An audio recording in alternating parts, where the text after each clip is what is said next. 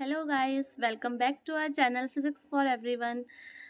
Last video में हमने electric charges and field class 12th की एक्सरसाइज कंप्लीट कर ली थी and today we are going to start additional exercise of class 12 chapter first electric charges and field. But before starting, don't forget to like, share and subscribe our channel. हम आज start करने वाले हैं additional exercise question number 1.25 से we will start. क्या कहता है question number 1.25? An oil drop of 12 excess electrons is held stationary under a constant electric field of 2.55 into 10 to the power 4 Newton per coulomb in Millikan oil drop experiment. एक oil drop है, ठीक है, और वो oil drop 12 access electron से बनी हुई है. मींस उसमें कितने नंबर ऑफ इलेक्ट्रॉन्स हैं? 12 नंबर ऑफ इलेक्ट्रॉन्स हैं. उसको हमने एक कांस्टेंट इलेक्ट्रिक फील्ड में रख दिया और वो स्टेशनरी है. स्टेशनरी है मींस उस पर नेट फोर्स 0 है. अब उस पर एक तो उसका वेट लग रहा होगा नीचे को mg, और एक ऊपर की तरफ इलेक्ट्रोस्टैटिक फोर्स होगा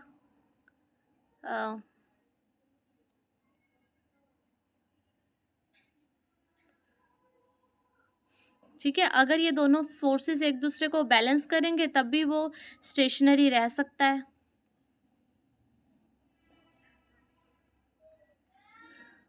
तो अब हमें क्या क्या कि एक ऑयल ड्रॉप है, एक्सेस इलेक्ट्रॉन्स उस पर कितने हैं?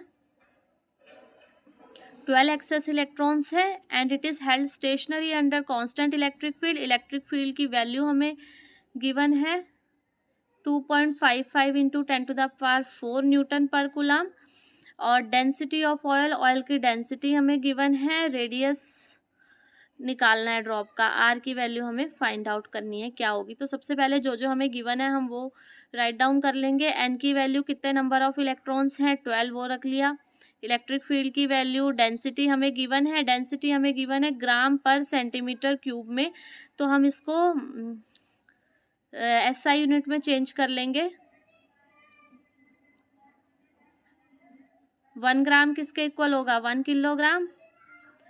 यहाँ पे क्या आ जाएगा? ये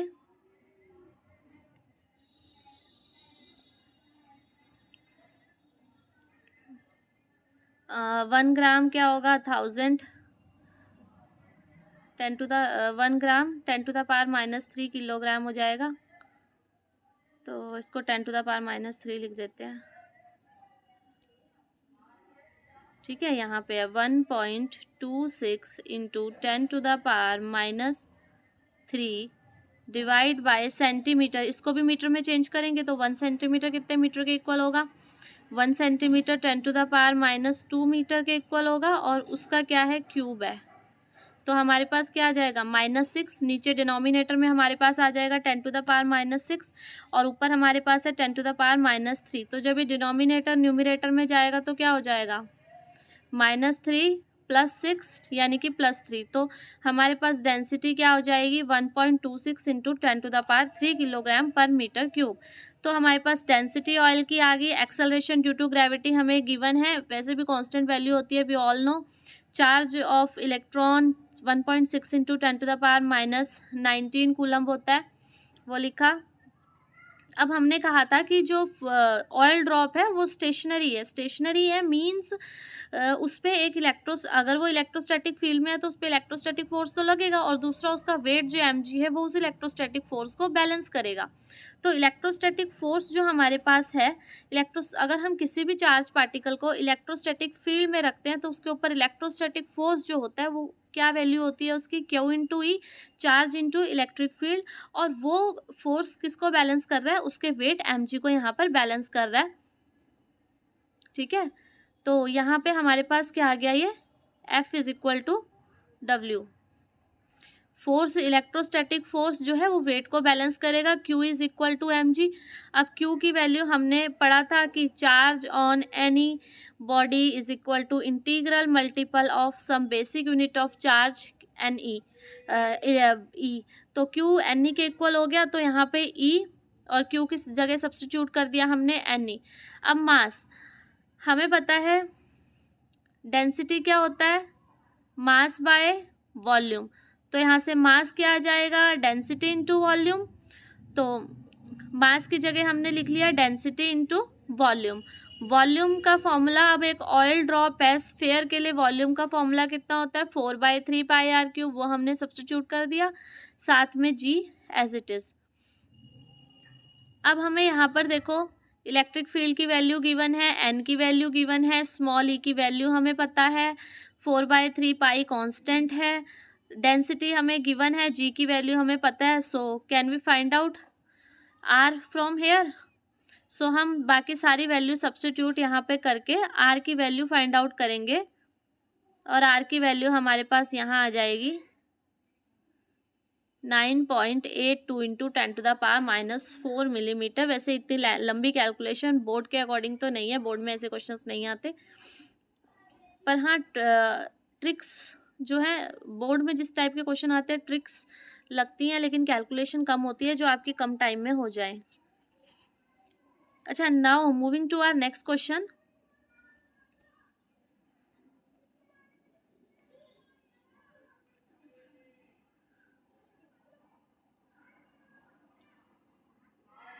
question number 1.26।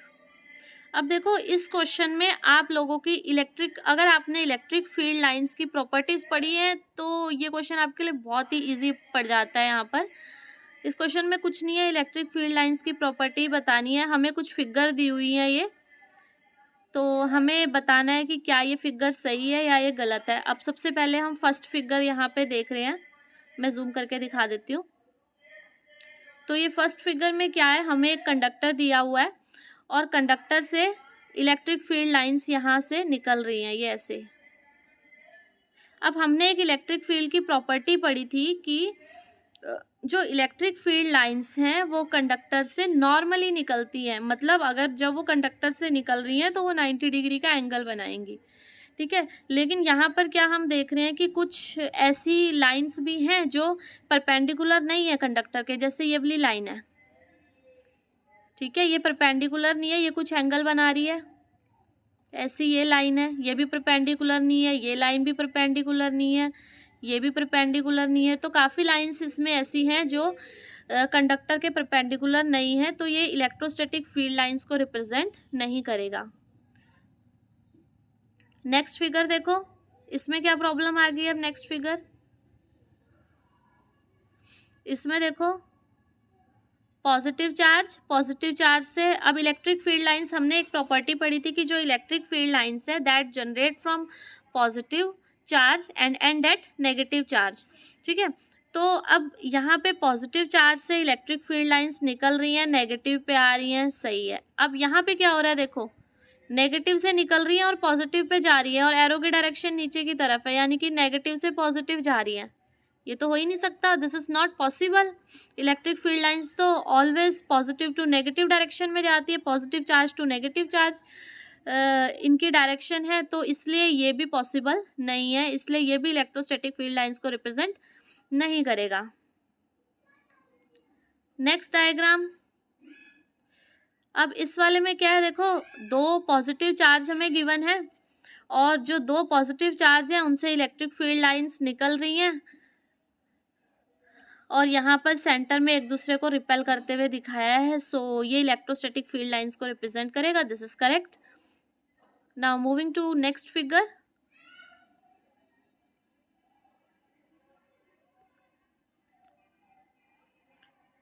C this figure now.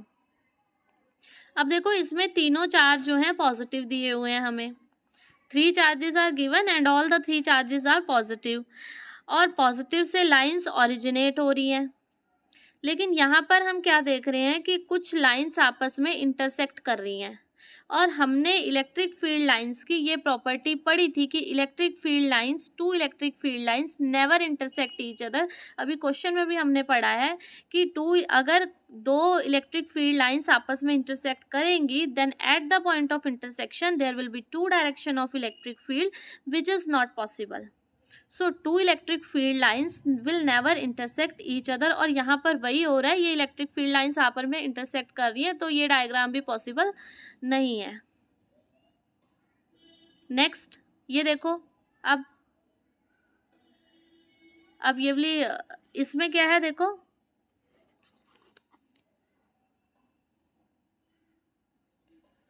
अब यहाँ पे देखो पॉजिटिव चार्ज से जा रही है। एक तो सरफेस से नॉर्मल भी नहीं है लाइंस, एक प्रॉब्लम तो ये भी हो रही है यहाँ पे।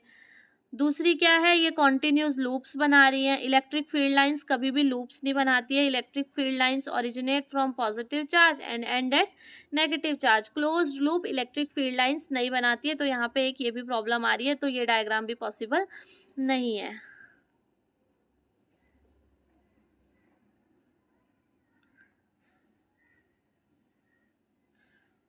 I think it is clear to you. Now moving to our next question. Very important question. 1.27 बहुत अच्छा क्वेश्चन है. Let's see. In a certain region of space, electric field is along the z direction thought out. तो एक reason में उसने कहा कि जो इलेक्ट्रिक फील्ड है वो कहाँ है, z डायरेक्शन में है, और मैग्नीट्यूड इलेक्ट्रिक फील्ड का however not constant but increases uniformly along the positive Z direction. Suppose this is Z direction, और इलेक्ट्रिक फील्ड लाइंस उसने कहा है कांस्टेंट नहीं है, तो नॉन यूनिफॉर्म है, तो कुछ ऐसी होंगी। ये इलेक्ट्रिक फील्ड है जेड डायरेक्शन में, ठीक है, और किस रेट से इलेक्ट्रिक फील्ड बढ़ रहा है, तो D E by D Z उन्होंने हमें दिया है, या D E by D L, हमने जेड की जगह यहाँ एल सब्स्टिट्यूट किया है, तो क्या है 10⁵ न्यूटन पर कूलम।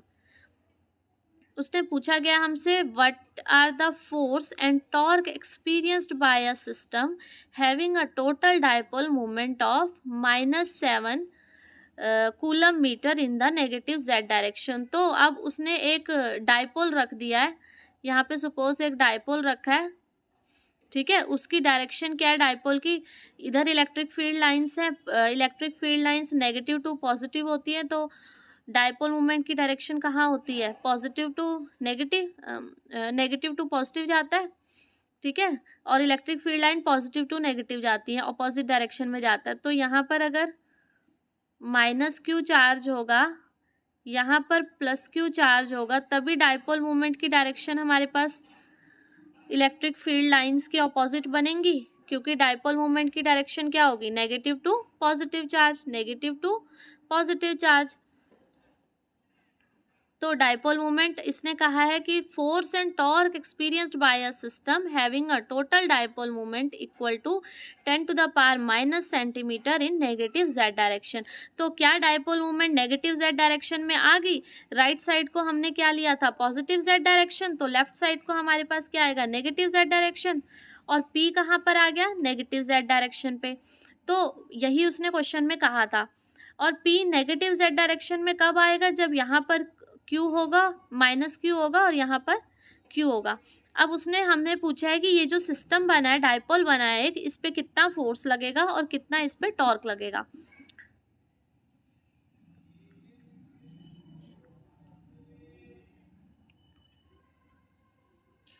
तो यहाँ पे देखेंगे हम, देखो फोर्स का फॉर्मूला क्या होता है। अब ये जो डायपोल है ये एक इलेक्ट्रिक फील्ड के अंदर पड़ा है, अगर ये डायपोल इलेक्ट्रिक फील्ड के अंदर है तो इस पे इलेक्ट्रोस्टैटिक फोर्स लगेगा ऑब्वियसली।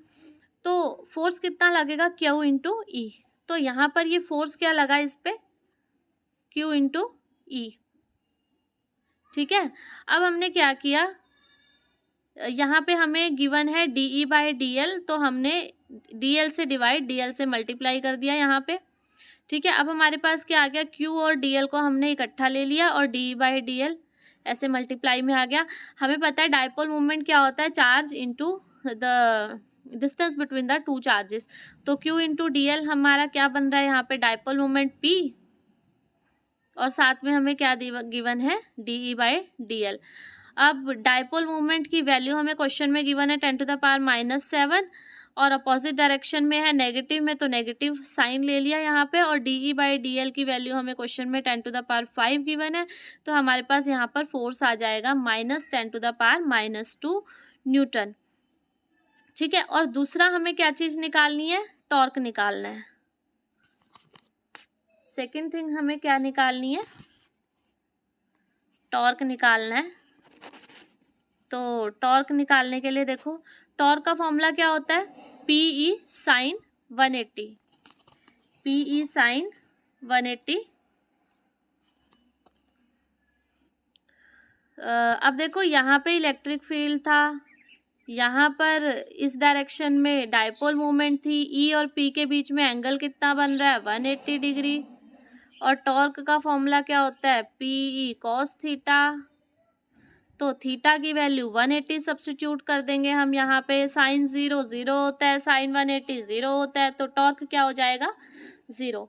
तो हमने फोर्स भी निकाल लिया, टॉर्क की वैल्यू क्या आ गई हमारे पास, 0, यानी कि कोई रोटेशनल फोर्स यहाँ पर नहीं लगेगा। I hope it is clear to you. Now moving to our next question.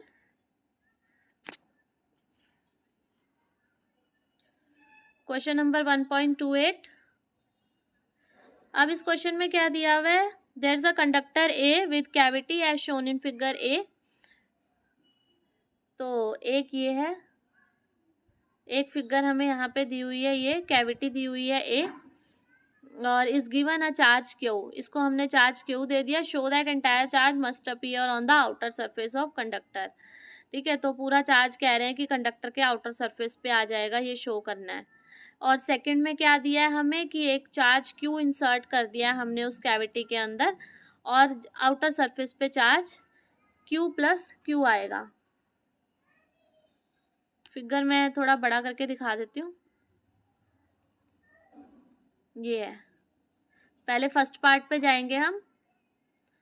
ये कैविटी हमें गिवन है, और यहाँ कैविटी में हमें कैविटी के अंदर तो कोई चार्ज होगा नहीं, ठीक है, अंदर उसके कोई चार्ज नहीं है। जो ये बाहर का सरफेस है ए का, इसको हमने चार्ज प्लस क्यू दिया। ठीक है, तो उसने कहा कि ये जो चार्ज है ये सरफेस पे आ जाएगा। ठीक है, अब हमें ये प्रॉपर्टी पता है कि जो इलेक्ट्रिक फील्ड इंटेंसिटी है एक चार्ज कंडक्टर के अंदर 0 होती है, क्योंकि चार्ज हमेशा सरफेस पे रिसाइड करता है। इलेक्ट्रिक फील्ड एक मेटालिक स्फीयर के अंदर या कोई भी कैविट वो है उसके अंदर 0 होता है। ठीक है, तो मान लो क्यू चार्ज है कंडक्टर के इनसाइड, एप्सिलॉन नॉट जो है वो परमिटिविटी है फ्री स्पेस की। तो अकॉर्डिंग टू गॉस लॉ क्या कहता है कि surface integral of electric field over a close surface will be equal to 1 by epsilon naught time charge enclosed by that close surface. तो अब उसके अंदर उसके अंदर इलेक्ट्रिक फील्ड 0 है। इलेक्ट्रिक फील्ड अगर 0 होगा तो ऑब्वियस सी बात है क्यू बाय एप्सिलॉन नॉट 0 होगा। क्यू बाय एप्सिलॉन नॉट 0 है तो Q will be equal to 0। तो charge inside the conductor is 0। Conductor के अंदर कभी भी चार्ज नहीं होता, चार्ज की वैल्यू 0 होती है। चार्ज जितना भी हम कंडक्टर को चार्ज देंगे वो चार्ज कहाँ जाएगा, कंडक्टर के सरफेस के ऊपर हमेशा रिसाइड करेगा। यही क्वेश्चन में उसने कहा था प्रूफ करने के लिए, ये हमने गॉस लॉ की हेल्प से यहाँ प्रूफ कर दिया। अब इसका नेक्स्ट पार्ट अगर हम देखें तो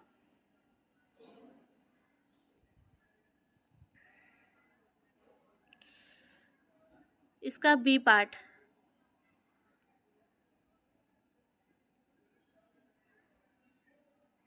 देखो बी पार्ट में क्या था, ऐसे था कुछ।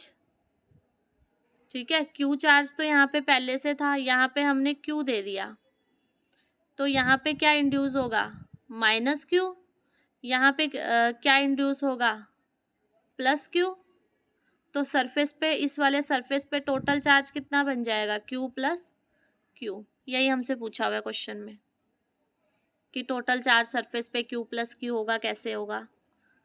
अच्छा, थर्ड सी पार्ट इसका है, a sensitive instrument can be shielded from strong electrostatic field in its environment by enclosing it full inside a metallic surface. A closed metallic body acts as an electrostatic shield. तो हमने अभी ये discuss किया कि कोई भी conductor है उसके अंदर चार्ज 0 होता है, उसके अंदर चार्ज नहीं आता क्योंकि इलेक्ट्रिक फील्ड 0 होता है। वही इसी को हम इलेक्ट्रोस्टैटिक शील्डिंग भी बोलते हैं। अगर हम किसी भी कोई भी मटेरियल हमने स्टोर करना है, उसको हमने इलेक्ट्रिक फील्ड से बचाना है, इलेक्ट्रिसिटी से बचाना है, तो हम उसे मेटालिक कंडक्टर के अंदर रख देंगे, क्योंकि मेटालिक कंडक्टर के अंदर चार्ज 0 होगा, इलेक्ट्रिक फील्ड 0 होगा। तो जो इलेक्ट्रिकल इफेक्ट है वो हमें उसके अंदर महसूस नहीं होंगे, फील नहीं होंगे।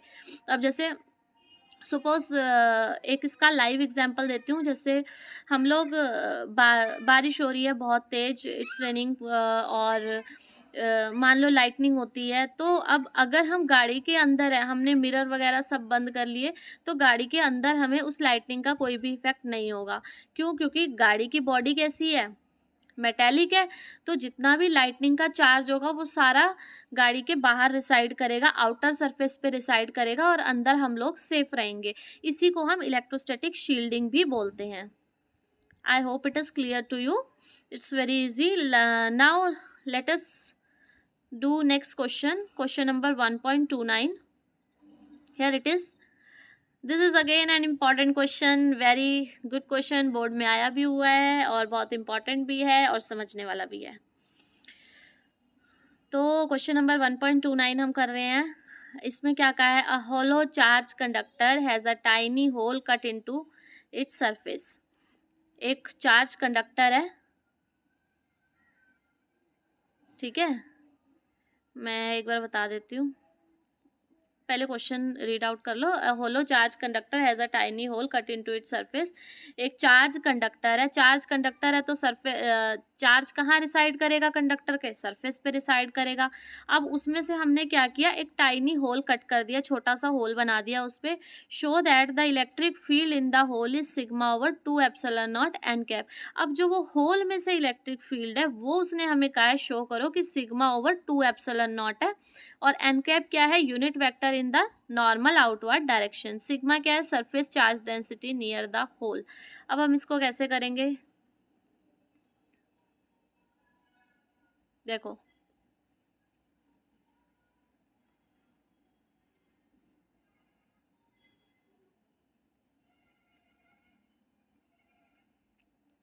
देखो पहले मैं एक डायग्राम से आप लोगों को समझा देती हूँ इसे।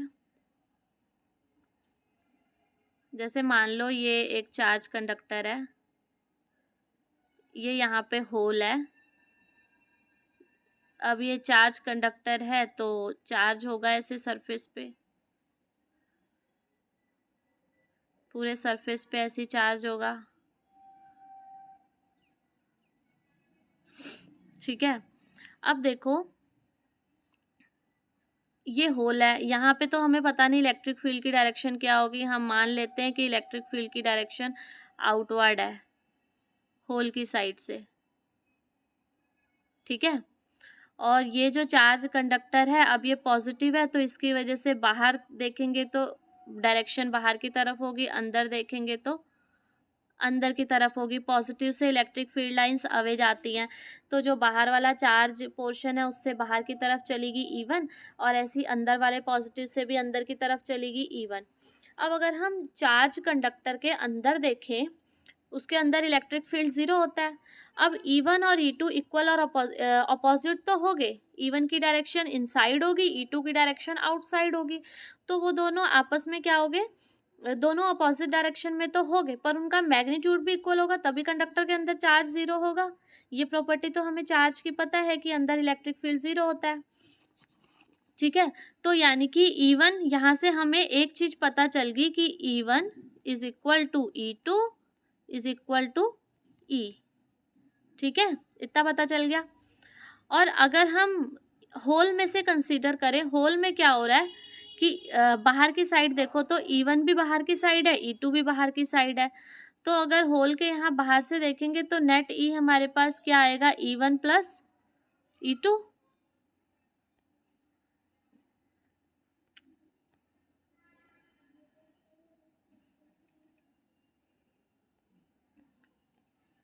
E क्या आएगा? E1 plus E2।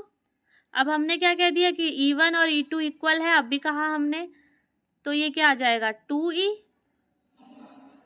ठीक है। ई नेट जो मैं बात कर रही हूँ वो क्या आ रहा है? 2E, ठीक है। 2E आ गया। अब हमें क्या करना है? E की वैल्यू निकालनी है और हमें ई नेट पता चल जाएगा। अब E की वैल्यू कैसे निकलेगी? देखो,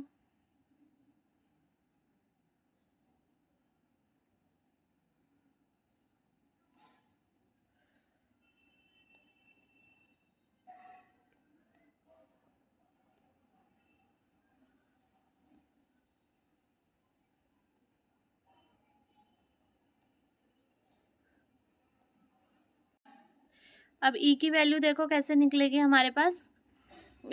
हमें सिग्मा दिया हुआ था चार्ज डेंसिटी, ठीक है, सरफेस पे सिग्मा दिया हुआ था, वो क्या होता है Q डिवाइड बाय A होता है हमारे पास। तो यहाँ से Q की वैल्यू क्या आएगी हमारे पास, सिग्मा इंटू A।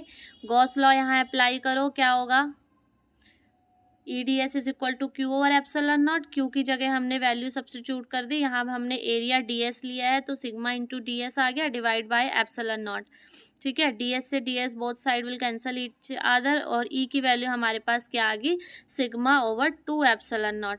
अब यही E की वैल्यू हम यहाँ सब्स्टिट्यूट कर देंगे यहाँ पर, तो E की वैल्यू यहाँ क्या आ जाएगी हमारे पास, E नेट हमारे पास क्या आ जाएगा 2। E की वैल्यू क्या थी, सिग्मा ओवर 2 एप्सिलॉन नॉट, यहाँ से 2 से 2 कैंसिल, तो हमारे पास E की वैल्यू क्या आ जाएगी, सिग्मा ओवर एप्सिलॉन नॉट, और डायरेक्शन क्या आ जाएगी एन कैप, यानी कि परपेंडिकुलर फ्रॉम द सरफेस। वो हमने अभी दिखाया E2 कैसे परपेंडिकुलर था सरफेस से। So I hope it is clear to you, very good question it was. Now moving to our next question. Next question as a article भी आता है कई बार 5 मार्क्स में। क्या कह रहा है देखो, obtain the formula for electric field due to long thin wire of uniform charge density lambda without using Gauss law. देखो एक लाइन चार्ज है, इन्फिनाइट लाइन चार्ज है उसकी वजह से हमें इलेक्ट्रिक फील्ड निकालना है। इसको हम दो तरीक़ों से निकाल सकते हैं, first is with the help of Gauss law and second one is without help of Gauss law.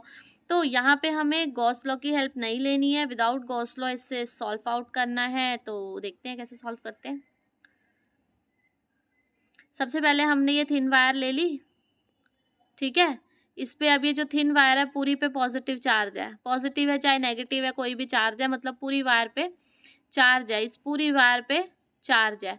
तो हम ये पूरी वायर ना लेके सिर्फ ये इतना सेक्शन लेते हैं, इसका इतना सेक्शन, ठीक है।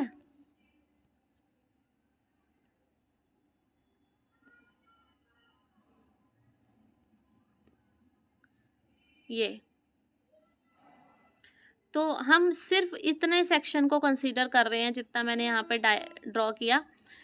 इस सेक्शन की वजह से सबसे पहले हम इस पॉइंट पे इलेक्ट्रिक फील्ड निकालेंगे। ये पूरी वायर की वजह से हमें इलेक्ट्रिक फील्ड निकालना है एक्स वाई की वजह से, लेकिन हम क्या करेंगे, सबसे पहले ये जो हमने बहुत छोटा सा पोर्शन यहाँ पे मैंने ड्रॉ किया इसकी वजह से इलेक्ट्रिक फील्ड निकालेंगे, और बाद में क्या करेंगे उसको इंटीग्रेट कर देंगे तो हमारे पास पूरी वायर की वजह से निकल जाएगा। यहाँ पे कुछ नोटेशंस हमने लिए, ये जेड पॉइंट से ओ का डिस्टेंस हमने एक्स लेट किया, और जिस पॉइंट पे हम निकाल रहे हैं सपोज वो एल डिस्टेंस पे है हमारे पास, ये हमने यहाँ पे लेट किया, ठीक है। और ये एंगल क्या बना रहा है, थीटा बना रहा है। तो हमारे पास एक स्मॉल लेंथ dx है, ठीक है, with OZ is equal to x हमने कंसीडर किया। अब चार्ज क्या होगा देखो, लैम्डा हमारे पास लीनियर चार्ज डेंसिटी होती है, वायर पे लीनियरली चार्ज डिस्ट्रीब्यूट है, लैम्डा लीनियर चार्ज डेंसिटी होती है जो क्या होता है Q ओवर में लेंथ, ठीक है, Q ओवर में लेंथ आता है। अब यहाँ पे हम ये स्मॉल एलिमेंट ले रहे हैं जिसकी लेंथ क्या है dx, तो Q की वैल्यू क्या आ जाएगी, लैम्डा dx यहाँ से, ठीक है, लैम्डा dx वैल्यू आ जाएगी Q की, और DE की वैल्यू क्या आएगी, इलेक्ट्रिक फील्ड की वैल्यू क्या होती है, KQ ओवर R स्क्वायर,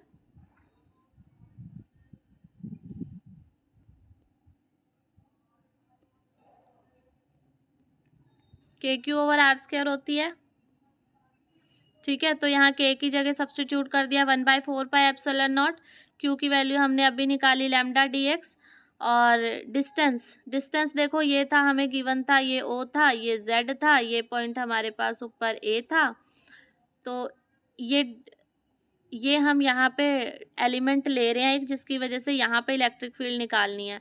तो यहाँ से यहाँ तक का डिस्टेंस क्या हो गया, AZ का स्क्वायर लिख दिया हमने, ठीक है। अब AZ की वैल्यू क्या होगी देखो, ये x है, OZ x है, ये L है, तो यहाँ पर AZ की वैल्यू बाय पाइथागोरस क्या आएगी, under root L square plus x square. Is it clear to all of you? यहाँ पे हमारे पास वैल्यू आ गई। अब हम इसी वैल्यू को आगे यहाँ सब्स्टिट्यूट कर देंगे। ए जेड की वैल्यू हमारे पास ये आ गई यहाँ पे सब्स्टिट्यूट करके, तो ये इलेक्ट्रिक फील्ड हमारे पास आ गया। अब एक चीज़ और है यहाँ पे, देखो मैं इसको ऐसे ले लेती हूँ, ये वायर है, यहाँ पे हमें इलेक्ट्रिक फील्ड निकालना है, ये ए पॉइंट है, ठीक है। यहाँ पे जो एलिमेंट है Z उसकी वजह से निकाल रहे हैं, ये X है, ये L है, ये AZ हमने यहाँ पे सब्स्टिट्यूट कर ली।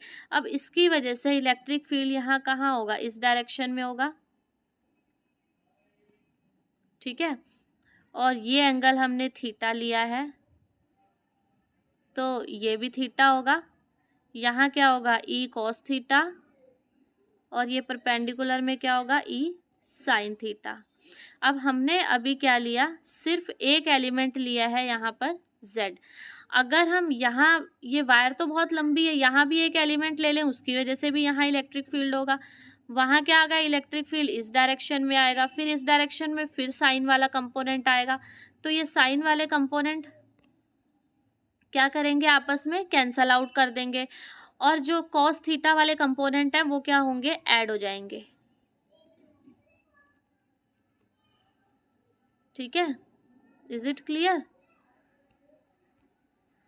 तो यहाँ पे क्या हुआ, देखो अब डी को हमने अभी मैंने बताया कि कॉस थीटा वाले कंपोनेंट ही रहेंगे, साइन थीटा वाले कैंसिल हो जाएंगे, तो जो नेट इलेक्ट्रिक फील्ड क्या आएगा, DE1 आएगा, उस स्मॉल एलिमेंट की वजह से वो क्या होगा, 1/4πε0 लैम्डा dx/L² + x², साथ में हमने लगा दिया कॉस थीटा।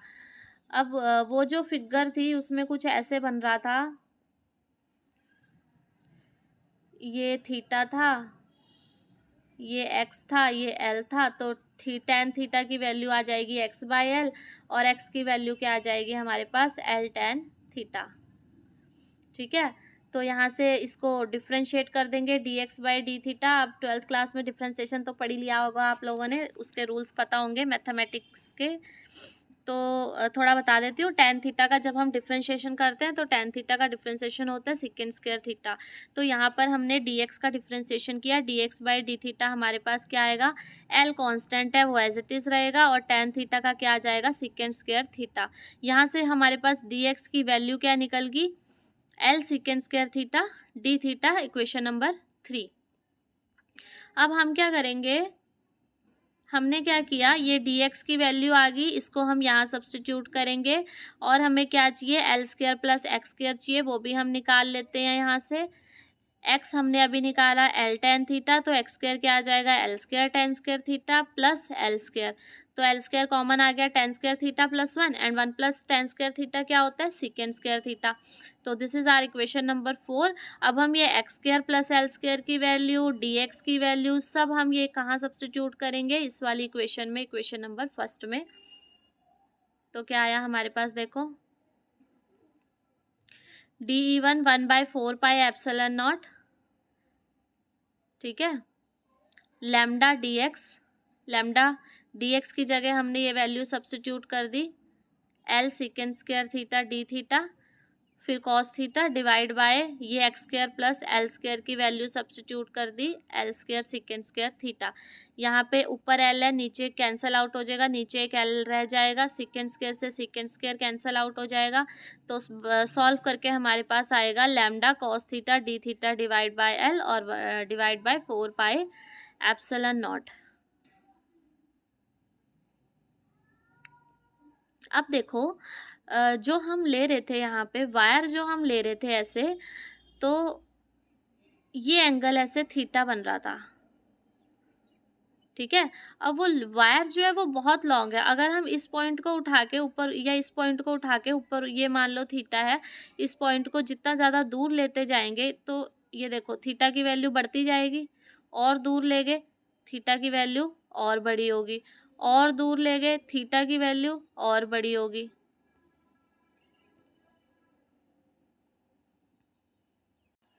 ठीक है, तो थीटा की वैल्यू क्या है, बढ़ती जा रही है, तो थीटा की वैल्यू कहाँ से कहाँ तक एक्सटेंड होगी, -π/2 से π/2 तक। तो अब जो मैंने पहले ही कहा था कि हम एक एलिमेंट की वजह से निकालेंगे, बाद में उसको पूरी वायर के लिए निकाल लेंगे इंटीग्रेट करके। तो इंटीग्रेट हमने कहाँ से कहाँ तक करना है, -π/2 से π/2 तक। अब हमने यहाँ पर ये -π/2 से π/2 इंटीग्रेट कर दिया यहाँ पर, तो हमारे पास क्या आया, E1 is equal to 1/4πε0 λ/L, sorry, ये साइन थीटा का क्या आएगा, इंटीग्रेशन होता है, कॉस थीटा का इंटीग्रेशन होता है साइन थीटा। अब हम यहाँ पे वैल्यू पुट कर देंगे, लिमिट्स पुट कर देंगे, तो क्या आएगा हमारे पास, साइन π/2 क्या होता है, इसका रूल क्या होता है, पहले एक बार अपर लिमिट पुट करते हैं माइनस लोअर लिमिट पुट करते हैं -π/2, ठीक है। थोड़ा मैं यहाँ मोबाइल से पढ़ा रही हूँ तो लिखने में प्रॉब्लम हो रही है।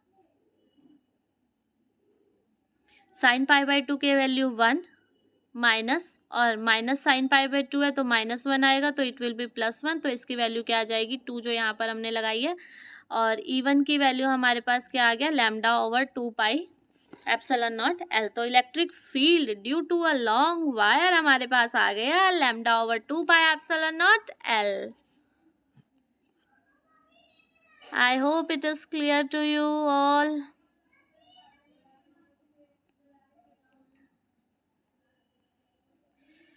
Next question 1.31, not so important, but हम करेंगे। तो क्वेश्चन क्या है, पढ़ लेते हैं एक बार।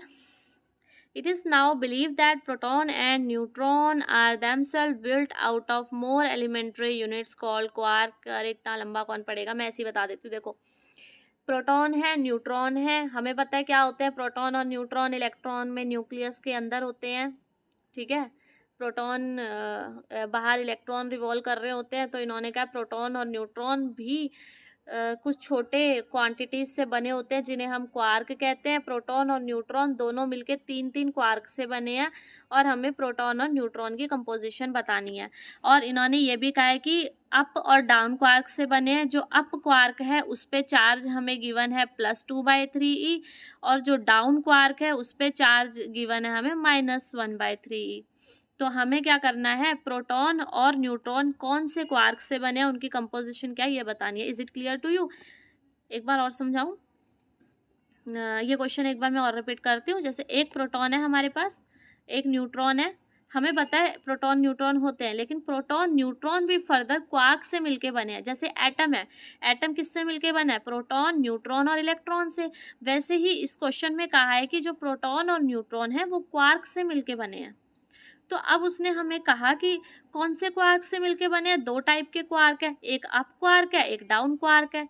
जो अप क्वार्क है उसकी वैल्यू क्या है, +2/3e इन्होंने दे दी है, और डाउन क्वार्क की वैल्यू इन्होंने दे दिया -1/3e।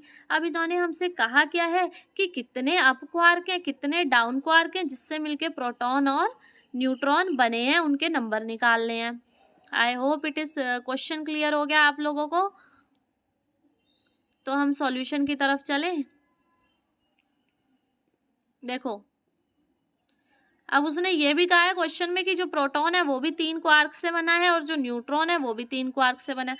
1 बाय 1 देखेंगे। सबसे पहले प्रोटॉन का देखते हैं। प्रोटॉन किससे बना है, 3 क्वार्क से बना है, ठीक है, 3 क्वार्क से बना है। तो सपोज हमें नहीं पता टोटल कितने हैं, मान लो n क्वार्क से बना है वो, ठीक है। तो चार्ज ड्यू टू एन, अब 3 क्वार्क टोटल हैं, उसमें से अप कितने हैं डाउन कितने हैं हमें नहीं पता। मान लिया हमने एन अप क्वार्क है, ठीक है, एन अप क्वार्क है। तो एन अप क्वार्क है और एक अप क्वार्क पे चार्ज कितना है, 2/3e। तो एन अप क्वार्क पे कितना चार्ज होगा, उसको एन से मल्टीप्लाई कर देंगे।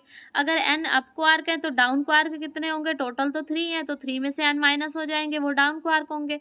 और एक डाउन क्वार्क पे चार्ज है -1/3e। तो चार्ज कितना बनेगा डाउन क्वार्क पे, -1/3 को 3 - n से मल्टीप्लाई कर देंगे। टोटल चार्ज प्रोटॉन पे कितना है, +e होता है। प्रोटॉन पे हमें पता है ना 1 यूनिट चार्ज होता है +e। तो प्रोटॉन पे चार्ज कितना है, e, और यहाँ से प्रोटॉन पे चार्ज आया वो कितना निकलेगा, देखो तो 2/3e × n, अप क्वार्क का चार्ज और प्लस डाउन क्वार्क का चार्ज, ये इन दोनों को प्लस कर दो। प्लस करके सॉल्व आउट करेंगे तो हमारे पास आ जाएगा यहाँ से E is equal to 2Ne/3 minus E plus Ne/3। Solve out करेंगे तो हमारे पास n की वैल्यू आ गई 2, यानी कि अप क्वार्क हमारे पास आ गए 2। अप क्वार्क हमारे पास 2 आ गए तो डाउन क्वार्क कितने आएंगे 3 माइनस n, 3 माइनस 2 यानी कि 1। डाउन क्वार्क कितने आ गए हमारे पास 1, यानी कि जो प्रोटॉन है वो 2, उसमें 2 अप क्वार्क है, एक डाउन क्वार्क है, और प्रोटॉन की कंपोजिशन हमारे पास आ गई UUD। सिमिलरली हमें करना है डाउन क्वार्क का। डाउन क्वार्क का भी सेम ऐसे ही करना है, ये आपके लिए एक्सरसाइज है, आप इसे खुद सॉल्व आउट करोगे, कुछ नहीं है। जैसे हमने अप क्वार्क लिए थे, डाउन क्वार्क लिए थे, उनके नंबर निकाले थे, वैसे ही करके टोटल चार्ज न्यूट्रॉन पे 0 होता है, तो इसको 0 के इक्वल इक्वेट कर देंगे और सॉल्व करके निकल जाएगा ये। तो नाउ नेक्स्ट क्वेश्चन हमारा, एक और अच्छा क्वेश्चन आ गया हमारे पास। A particle of mass m and charge minus q enters the region between the two charge plates initially moving along the x-axis with speed vx। मैं थोड़ा सा इसको डिटेल में बता दूं आप लोगों को। देखो, दो इलेक्ट्रिक प्लेट्स हैं, ये नेगेटिव है, ये पॉजिटिव है, तो इलेक्ट्रिक फील्ड क्या होगा, इस डायरेक्शन में होगा, पॉजिटिव टू नेगेटिव। एक चार्ज पार्टिकल आ रहा है, देखो यहाँ से इनिशियली उसकी एक्स एक्सिस के अलॉन्ग मूव कर रहा है, उसकी डायरेक्शन जो है वो एक्स एक्सिस के अलॉन्ग है Vx। अब पहले तो वो एक्स डायरेक्शन में मूव कर रहा है, लेकिन जैसे ही वो इलेक्ट्रोस्टैटिक फील्ड के अंदर आएगा तो वो कुछ ना कुछ इलेक्ट्रोस्टैटिक फोर्स भी एक्सपीरियंस करेगा। इलेक्ट्रोस्टैटिक फोर्स फील्ड उसे खाली तो छोड़ेगा नहीं, तो अब उस पर क्या लगाएगा, इलेक्ट्रोस्टैटिक जो फील्ड है वो उस पर एक फोर्स लगा देगा। फोर्स कौन सा लगाएगा, Q इंटू ई, कितनी बार बता चुके हैं। तो फोर्स कौन सा लगेगा, Q इंटू ई। किस डायरेक्शन में लगेगा, किस डायरेक्शन में लगेगा, चार्ज कौन सा है ये देखो, पॉजिटिव या नेगेटिव है। अगर पॉजिटिव चार्ज होगा तो क्या होगा, फोर्स Q इंटू ई होगा। नेगेटिव चार्ज है तो फोर्स क्या होगा, माइनस Q इंटू ई होगा। ठीक है, तो इलेक्ट्रिक फील्ड के अपोजिट लगेगा। तो जहाँ को भी अब ये नेगेटिव चार्ज है ना, यहाँ पे नेगेटिव चार्ज आ रहा है, तो क्या होगा, ऐसे पॉजिटिव की तरफ ऐसे डिफ्लेक्ट हो जाएगा। तो हमें यही बताना है कि ये डिफ्लेक्शन कितनी है, कितने ही डिफ्लेक्ट कर रहा है ये हमें यहाँ पे बताना है। यही पूरे क्वेश्चन में शो करना है कि ये जो वर्टिकल डिफ्लेक्शन है ये है। क्वेश्चन क्लियर हुआ। तो अब हम आगे चलते हैं, देखो सॉल्यूशन पे। चार्ज दे दिया हमें पार्टिकल का माइनस Q। वेलोसिटी पार्टिकल की स्टार्टिंग में मैंने बोला एक्स डायरेक्शन में मूव कर रहा है, तो एक्स डायरेक्शन में वेलोसिटी उसकी है Vx। Length of the plates, ये जो इलेक्ट्रिक फील्ड की प्लेट्स लगाई हैं इनकी लेंथ दी हुई है हमें L। Magnitude of uniform electric field between the plates दिया है हमें E। अब फोर्स का फॉर्मूला हमारे पास क्या होता है, mechanical force mass into acceleration. तो यहाँ से एक्सेलरेशन क्या आएगा, F/m, force into mass, force divide by mass. ठीक है, अब इलेक्ट्रोस्टैटिक फील्ड के अंदर है तो फोर्स हमारे पास क्या लगेगा, QE। तो एक्सेलरेशन क्या आ गया, QE/m। ठीक है, time taken by the particle to cross the field of length L। Time taken क्या होगा, टाइम क्या होता है, डिस्टेंस डिवाइड बाय वेलोसिटी। अब देखो वो डिस्टेंस कैसे मूव कर रहा है, एक्स डिस्टेंस मूव कर रहा है। ठीक है, तो उसकी वेलोसिटी भी एक्स वाली लेंगे। तो डिस्टेंस जो उसने एक्स डायरेक्शन में मूव किया वो कितना था, L, और वेलोसिटी कितनी है, Vx। तो टाइम क्या आ गया, T/VX। वर्टिकल डायरेक्शन में इनिशियल वेलोसिटी 0 थी। अब हमें डिफ्लेक्शन निकालना है। देखो डिफ्लेक्शन ऐसे हुआ था वो पार्टिकल, ये डिफ्लेक्शन निकालना है, ये वाई डायरेक्शन में है, तो वाई डायरेक्शन में डिफ्लेक्शन निकालना है। तो लगा दो S is equal to UT plus half AT square.